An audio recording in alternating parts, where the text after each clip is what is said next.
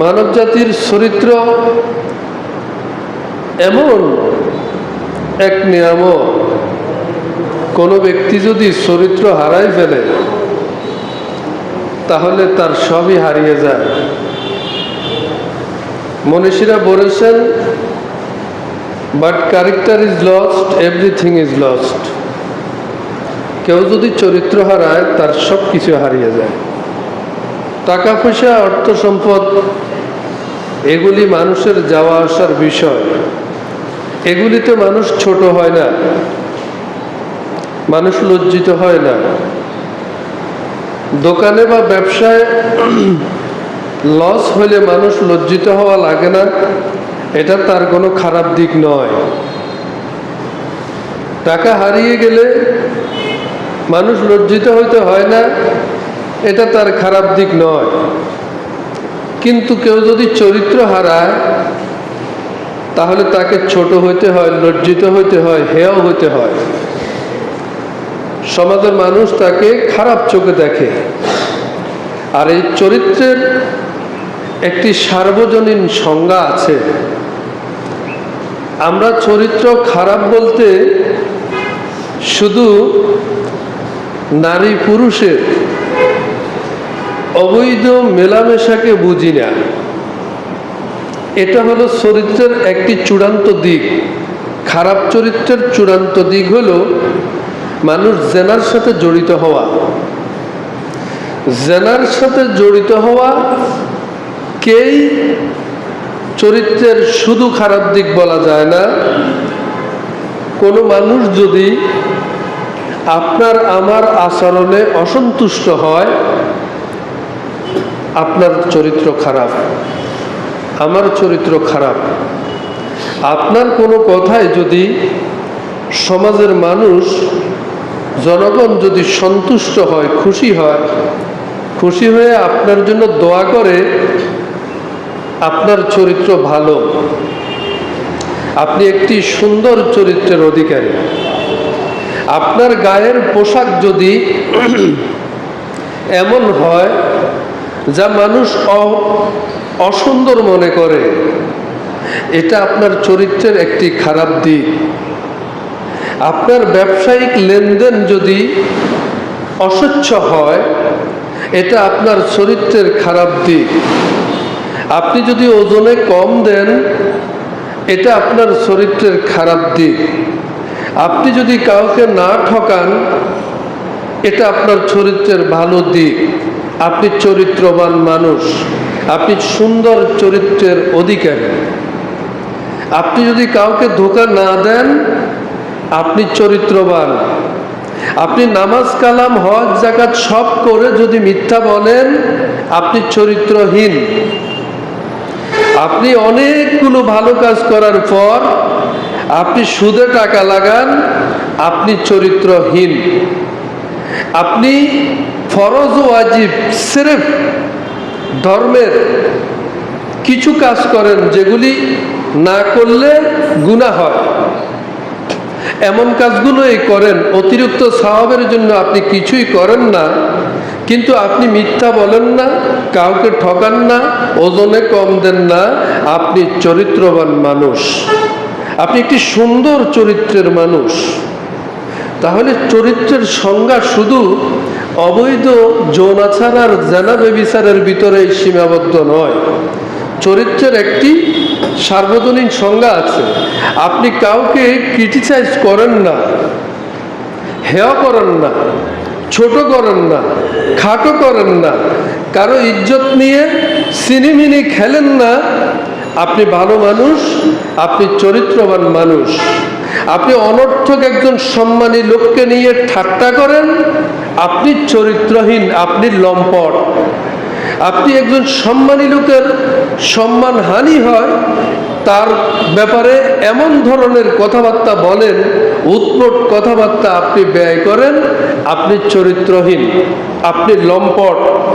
আপনি একজন সাধারণ মানুষকে তার মান অনুযায়ী সম্মান দেন, সম্মান করেন, আপনি একজন চরিত্রবান মানুষ, আপনি একজন ভালো চরিত্রের অধিকারী, সুন্দর চরিত্রের অধিকারী মানুষ, তাহলে আমরা চরিত্রের সংজ্ঞা বুঝতে আমাদের কি আর বাকি আছে? এটাই হলো চরিত্র। আল্লাহ পাক আমাদেরকে এমন বিষয়গুলো নিজে ওয়াজ করে বুঝিয়েছেন, সুবহানাল্লাহ। আমরা আল্লাহর রাসূল সাল্লাল্লাহু আলাইহি সাল্লামের মুখ দিয়ে শোনার আগে আল্লাহ এই ওয়াজগুলো করে দিয়েছেন। আর এই ওয়াজের আলোকে আল্লাহ যে ওয়াজ করেছেন সেই আলোকে মুহাম্মদুর রাসূলুল্লাহ সাল্লাল্লাহু আলাইহি সাল্লাম পৃথিবীর বুকে মানব জাতির সামনে একটি চরিত্রের অনুপম দৃষ্টান্ত স্থাপন করেছেন। এই জন্য আল্লাহ পাক রাসূল সাল্লাল্লাহু আলাইহি সাল্লামকে চরিত্রের উপাধি, চরিত্রের সত্যায়ন এভাবে করেছেন যে ওয়া ইন্নাকা লাআলা খুলুকিন আযীম, নিশ্চয় আপনি সর্বোত্তম মহত্তম চরিত্রের উপর প্রতিষ্ঠিত। সুবহানাল্লাহ। তো রাসূল সাল্লাল্লাহু আলাইহি সাল্লামের সেই চরিত্রই তো উম্মতকে অনুসরণ করতে হবে নাকি?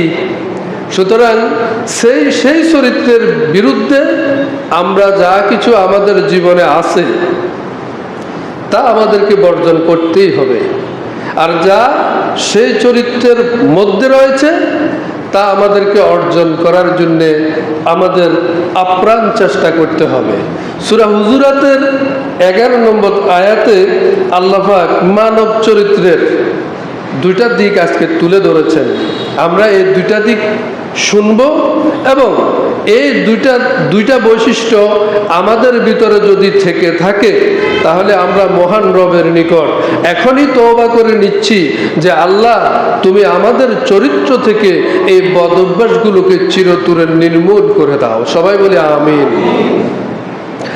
ইয়া আইয়ুহাল্লাযীনা আমানু লা ইয়াসখার কওমুম মিন কওমিন আসা আন ইয়াকুনু খায়রাম মিনহুম ওয়ালা নিসাউম মিন নিসাইন আসা আন ইয়াকুননা খায়রাম মিনহুন্না।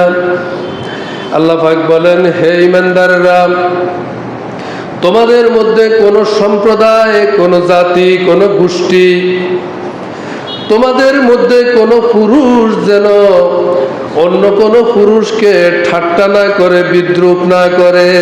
সুবহানাল্লাহ। চরিত্রের একটি গুরুত্বপূর্ণ বৈশিষ্ট্য ঠাট্টা করা, অন্যকে হেয় প্রতিপন্ন করা, তুচ্ছতাচ্ছিল্য করা।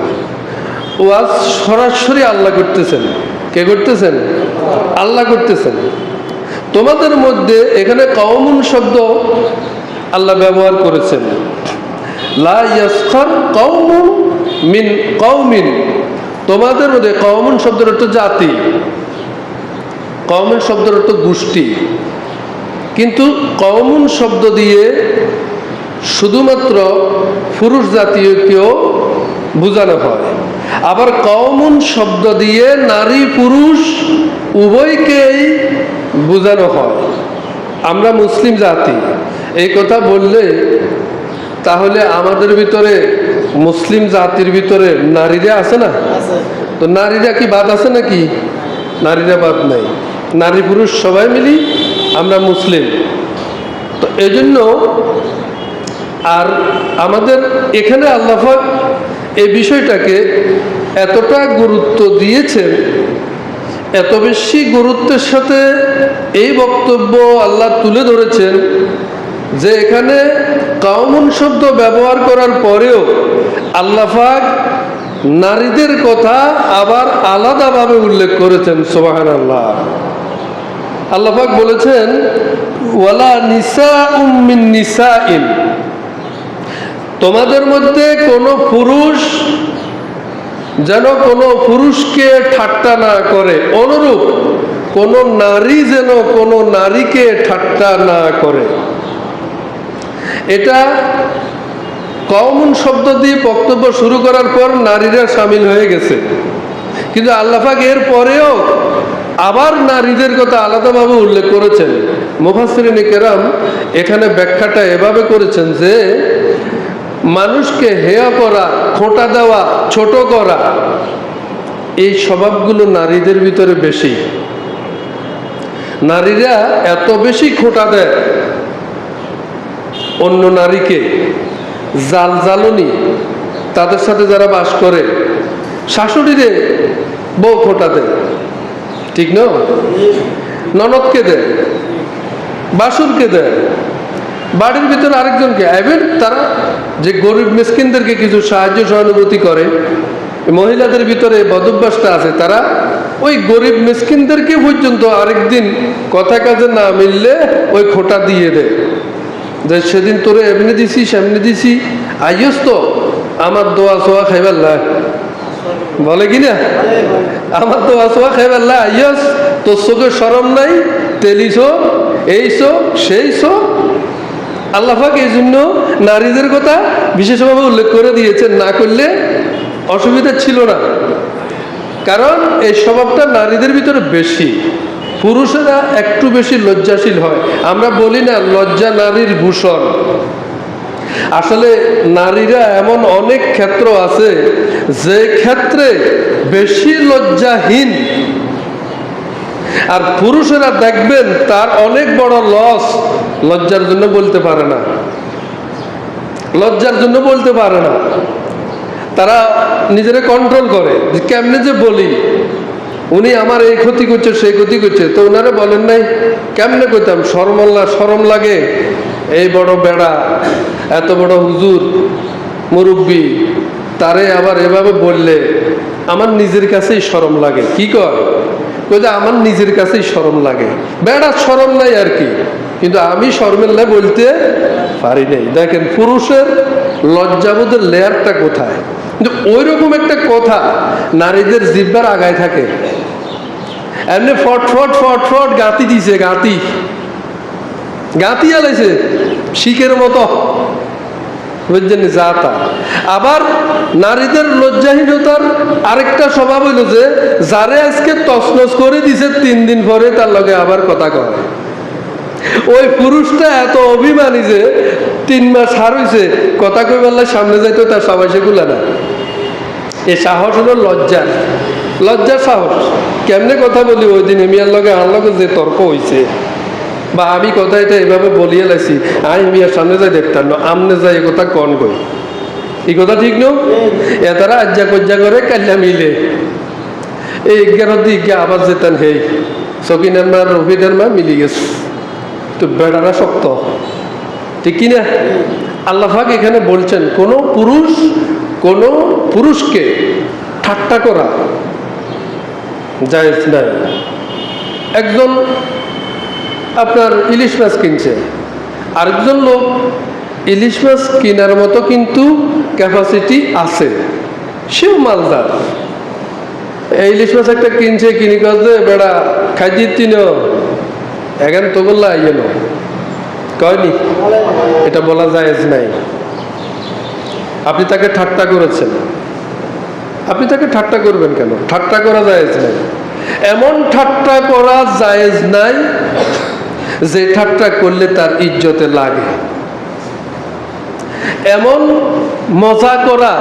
মজা করা জায়েজ নাই, এমন কৌতুক করা জায়েজ নাই যেই কৌতুকে মানুষের ইজ্জতে লাগে, ধর্মের বিকৃতি ঘটে।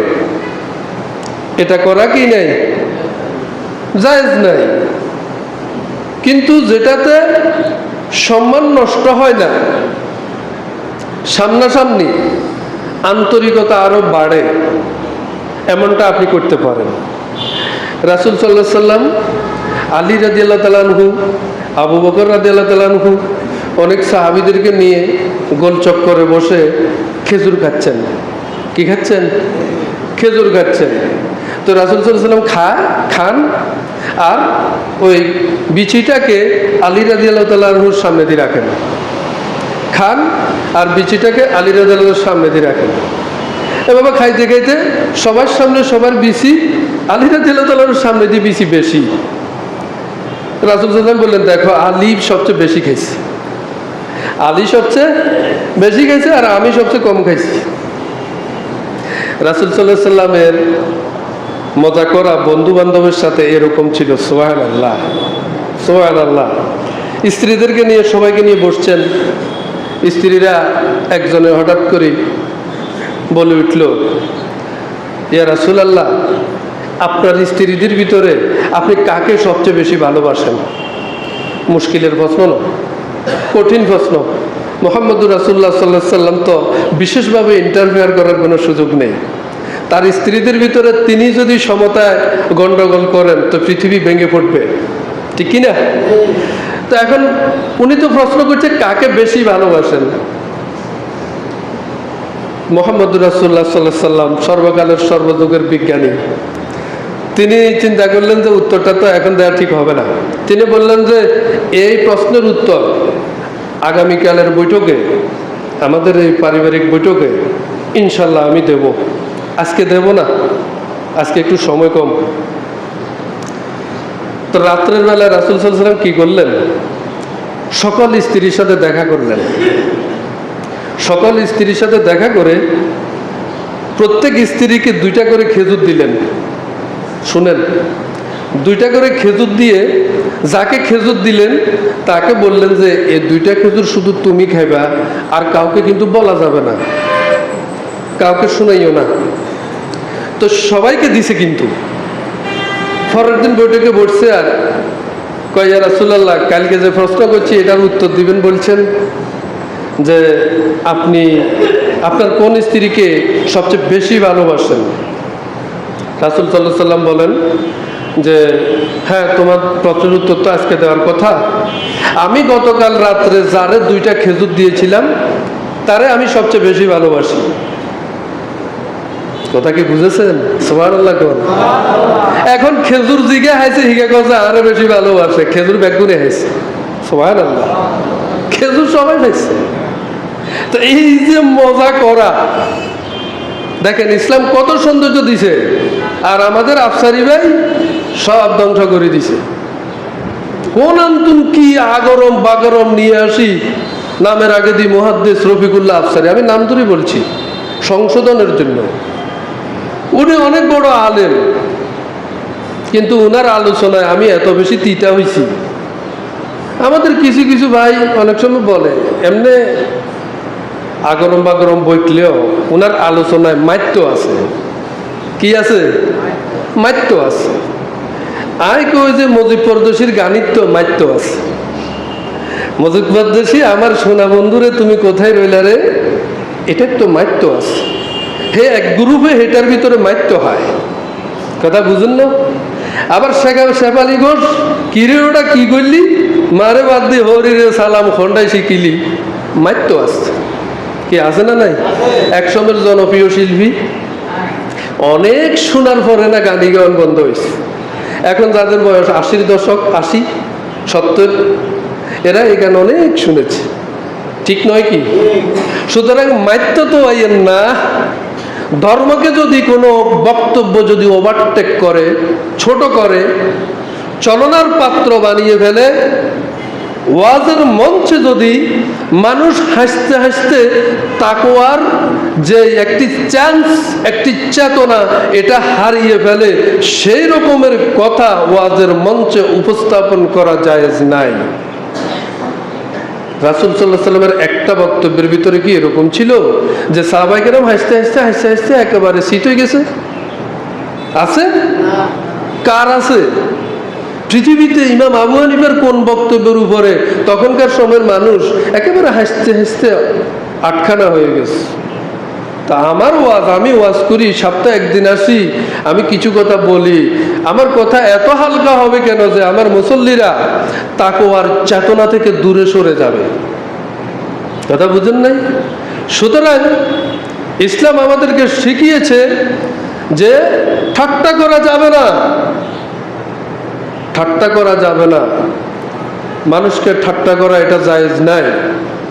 হ্যাঁ, ঠাট্টা আপনি করতে পারবেন, আপনি তাকে ভিন্নভাবে উপস্থাপন করতে পারবেন। কিরকম? যেটাতে তার সম্মান বাড়বে। কথা বুঝেন নাই? একটা মেয়ে এমন জ্বালাময় বক্তব্য দিল যে বক্তব্যটা পুরাই জাতি গঠনের। সমাজ গঠনে, সুস্থ সংস্কৃতি বিকাশে সহায়ক, এই বক্তব্য দেওয়ার পর আপনি বলতে পারবেন যে তুমি জাতির বীরাঙ্গনা। কথা কি বোঝা যায়? তুমি জাতির বীরাঙ্গনা, তুমি বাঘিনী কন্যা, এটা বলতে পারবেন। এরকম যদি বক্তব্য হয়, এভাবে বলা যাবে। এটাতে তার মান বাড়লো না কমলো? জাইদুন কাল আসাদ, আমাদের গ্রামারের ভাষায় আমরা এই দৃষ্টান্তটাই মেসালটা পেশ করি। জাইদুন কাল আসাদ, জায়েদ সিংহের মতো, জায়েদ সিংহের মতো। এর মানে কি? জায়েদ একটা দেখতে শুনতে একেবারে একটা সিংহের মতো লাগে, এটা না। এখানে সিংহের যে সাহস, জায়েদের সে সাহসকে তুলনা করা হচ্ছে যে তার সাহস সিংহের মতো সাহস, বাঘের মতো সাহস। কথা কি বুঝতে পারতেছেন? এটা তাকে উপরে উঠেল, সম্মানের আসনে উঠেল। কিন্তু যদি বলা হয় যে জায়েদ শিয়ালের মতো, তাহলে তার সম্মান কি বাড়লো না কমলো? বিলারের মতো বাড়লো না কমলো? এভাবে কোনো ব্যক্তিকে নির্দিষ্টভাবে হেয় করার মানসিকতায় বলা, ঠাট্টা করা জায়েজ নাই। কোনো পুরুষ পুরুষকে করতে পারবে না, কোনো নারী নারীকে করতে পারবে না। ওয়ালা তালমিজুম আনফুসাকুম ওয়ালা তানাবাজু বিল আলকাব। তোমরা পরস্পর পরস্পরকে দোষারোপ করবে না, এবং তোমরা পরস্পর পরস্পরকে মন্দ নামে ডাকবে না। কাউকে কেউ দোষারোপ করবে না। ন্যূনতম চুন করছে, এই সব হাতের দোষ, সব হাতে করছে। এক শ্রেণী আছে, সব হুজুরেরা খাইছে, সব কনে খাইছে, হুজুরেরা খাইছে। আরে কইস না, হুজুরের গোষ্ঠী ব্যাগ এরকম। মুসল্লিদের একটা বদভ্যাস আছে যে নুনে শুনে বেশ কম হলে ইমামদের সমালোচনা করা, আছে না নাই? কত মারাত্মক কাজ, কত মারাত্মক কাজ। আপনার কি আমল আছে? একজন ইমাম একেবারে কম আমল করলেও তো সাধারণ একজন আমলকারীর চাইতে অনেক ঊর্ধ্বে, ঠিক না?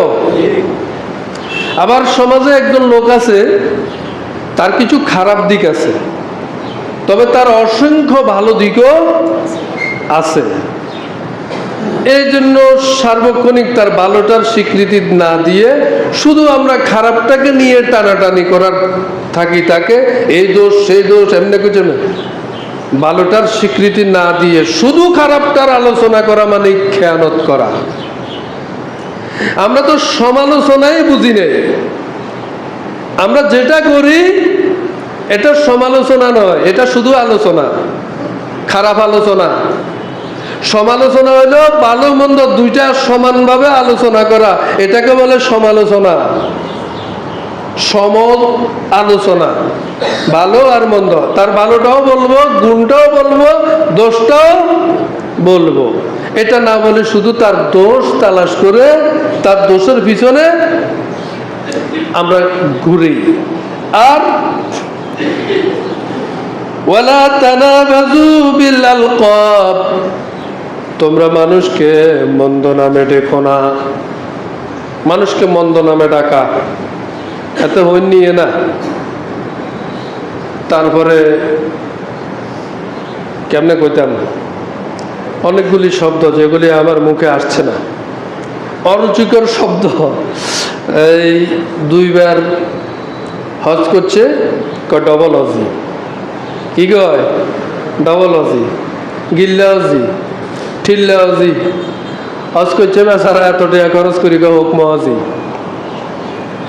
কয় নাকি? এরকম আছে না? এগুলি খুব খারাপ, এগুলি বলবেন না। খারাপ শব্দ ব্যবহার করে অমুক চৌধুরী, চৌধুরী কয় তবে আগে দি খারাপ শব্দ যে লোকবিজ্ঞা লাগাই দেয়, এগুলি বলবেন না। অনেক লোক আছে যে তার বাপ দাদার আমলটা তারা জমিদার ছিল না, কিন্তু এখন উনি অনেক পয়সার মালিক। সমাজে একজন মানুষ পয়সাওয়ালা হয়েছে, সম্মানী হয়েছে, আমরা তাকে সম্মান দেব। আমরা আমাদের ঠিকঠাক মতে নরমাড্ডি সবাই সাবাই খায়, ঠিক কিনা? আমরা যার সমালোচনা করার মতো ক্ষমতা রাখি তারা একেবারে নাচতে নাবুদ করি এলায়। কিন্তু সমাজে এমন অনেক সন্ত্রাসী আছে যার ব্যাপারে মুখ খুললে খবর আছে, এই জন্য আমরা ডরেও মাতি না। এতে দেখলে হাসি, বালা আসনি কাকা? কাকা তো বালাই আছে, আমরা না বালা নাই, কাকার জ্বালায়, ঠিক নি? কি এমন আছো বায়ুত? বায়ু তো ঠিক আছে, বায়ু তো জ্বালায় আমরা না শেষ, ঠিক কি না? কিন্তু ওই হুজুরের বদনাম। আপনি মঞ্চে কিছু হুজুর দেখবেন, যে সমস্ত হুজুররা কোনো বাদ প্রতিবাদ করতে পারবে না, হেতাকুর কোনো বেশ কম হয়েছে সি ফেলাইতেছে একদম উয়ে ফেলা, মানে সঠিক মশলা বয়ান করেন। কিন্তু রাষ্ট্রে এমন কিছু মাসলা আছে যে বয়ান করার জন্য দিলে ওনারা পয়সা দিলেও সেটা বলবে না, কারণ সেটা বললে ওই মাসলা বয়ান করলে ওই দিন রাত্রে অতাগর লোকে দেখা হইব। কথা বুঝছেন নি? আমার কথা বলেন, সবার কথা বলেন।